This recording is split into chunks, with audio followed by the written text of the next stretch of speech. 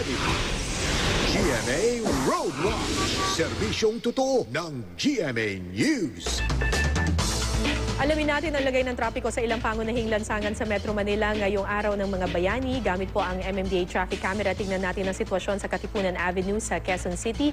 Yan po mga kapuso, dahil holiday ngayon, wala pong pasok. Maganda po ang daloy ng ng trapiko dyan. Wala pong kaproblema. Both lanes po, northbound and southbound.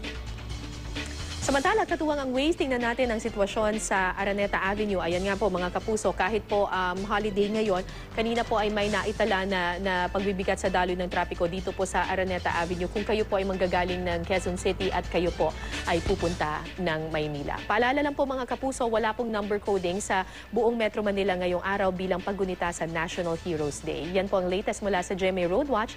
Magplano para sigurado, I am ready, serbisyong totoo ng GMA News.